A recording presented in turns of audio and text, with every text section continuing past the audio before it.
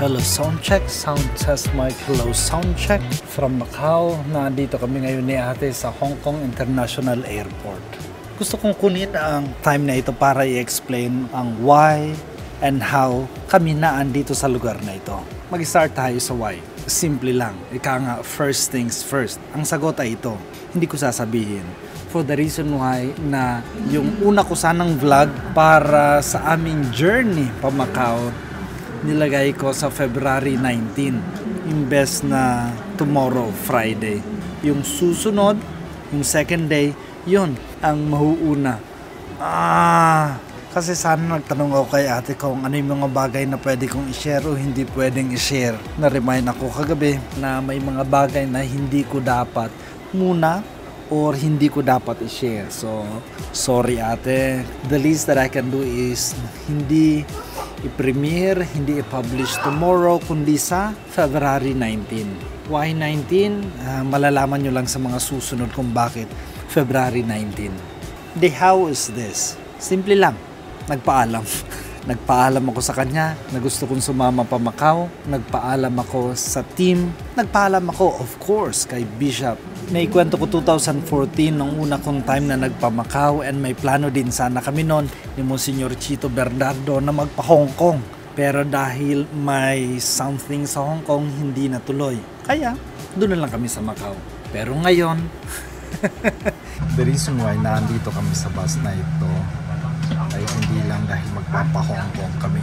Kasi unang-una, magpapa-Hong Kong kami kasi yung flight namin from Macau to Philippines na-cancel. So, na-rebook. Ako nilagay pa sa katapusan ng buwan. Sabi ko hindi pwede mangyari. So, nagawa ng paraan. Magkasama kami. Pero, magpapa-Hong Kong muna.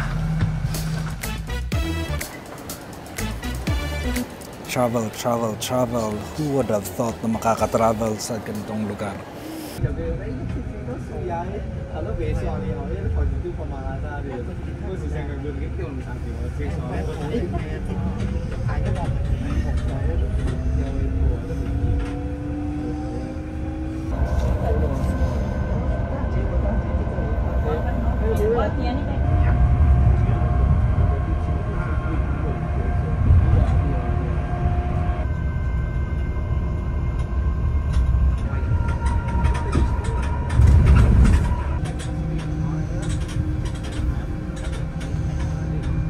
Anong saro sa mga magayon na nadadayan yung pag-travel sa imo?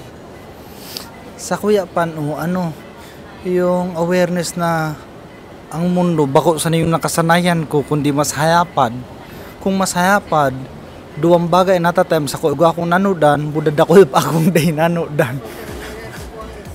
Sa imo? Ay! Si ate ho. Nanonodan mo yung culture ng ibang tao sa lugar na napupuntahan mo.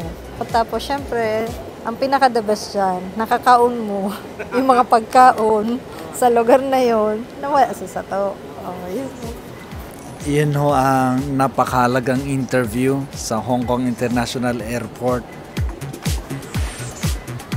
Kita ko doon. Hindi ko masasabing importante, pero ito na lang. Kung may pagkakataong mag-travel, hindi para lumayo sa ordinary mong buhay at lumayo sa responsibilidad, kundi mag-travel para ma-revitalize, re-energize, para sa mas bukas na loob sa pagharap sa mga hamon sa buhay mo. At syempre, huwag kalimutang mag-ipon kung may pagkakataong mag-ipon. Kasi hindi naman makakapag-travel kung walang ipon. Buti na lang kung may kapamilya, sponsor ka na tutulong gagastos sa'yo para makapag-travel ka. Laking pasalamat ko rin talaga na magandang pinalaki ni mama at ni papa ang kapatid ko na si ate. Kasi dahil sa mga sakripisyo niya, dahil sa mga gusto niya makamit sa buhay ng mga mabubuti, nabibigyan din ang aming pamilya. Personally, nabibiyayaan din ako. Kaya importante rin na bilang isang kapatid at kung kapatid ka rin, maging mabait sa mga kapatid mo kasi who knows malang araw, mabibiyayaan ka rin ng pareho ng biyaya na nakakamtan ko ngayon through my sister.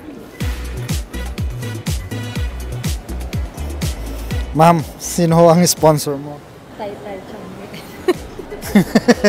Sa pagtatapos ng vlog, Always remember, you're blessed, you're a blessing. yung ano, yung, Yeah. hindi,